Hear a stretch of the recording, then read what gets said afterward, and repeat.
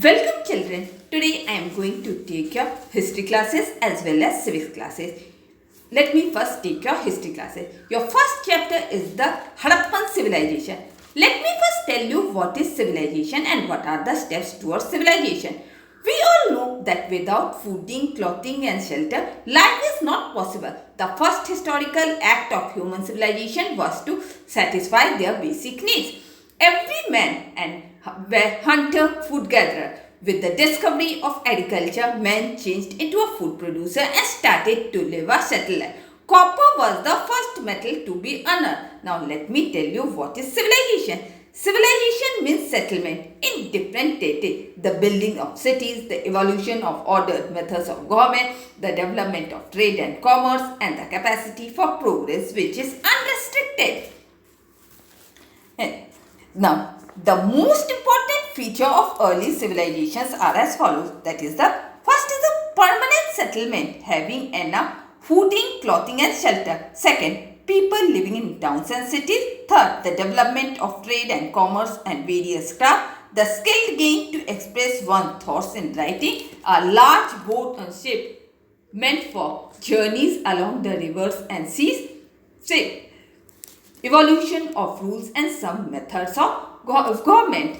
The cradles of civilization all over the world.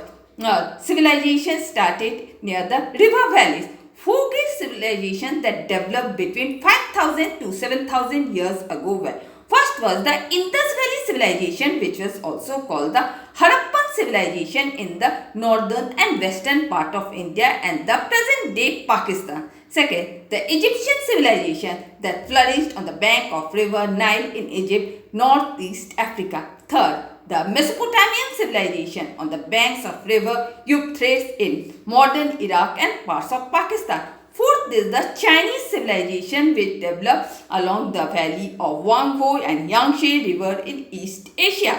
All these civilizations developed near the river valleys as rivers provided them fresh water and fertile soil for their crops to grow. And with this I am ending my history classes. Let me now start your civics classes.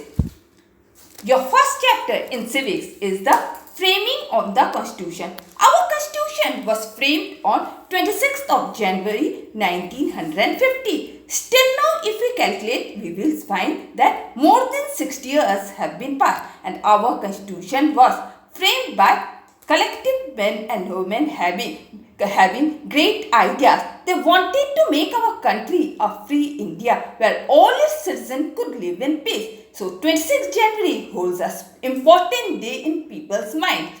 That day is referred to as the commencement of the new constitution. It was on that day that we the people of India proclaimed ourselves to be a republic. The constitution. Now let me tell you what is constitution. A constitution is the body. It is a set of rules or regulation according to which a country is run. It defines and determines the type of government, the powers to be exercised by various organs of the government, that is the legislative, the executive and the judiciary, and what are the limitations of this power as well as the people's rights and duties.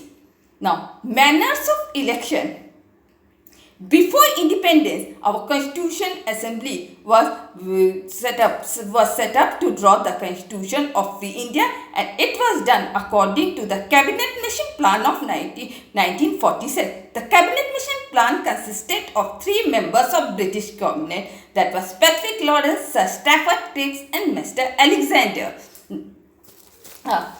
Second come the number of it. The Constitution Assembly of the undivided India consisted of 385 members, out of which 292 members were to be elected, and the princely state consisted of 93 seats. As a result of partition, the membership got reduced to 308. Most important figures of the Constitution Assembly were called the national heroes.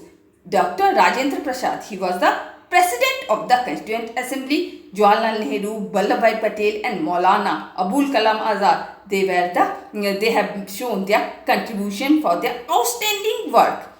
B.R. Ambedkar, he was the chairman of the drafting committee, which is the most important committee of the most important committee of the Constituent Assembly. And with this, I am ending my today's class. Goodbye.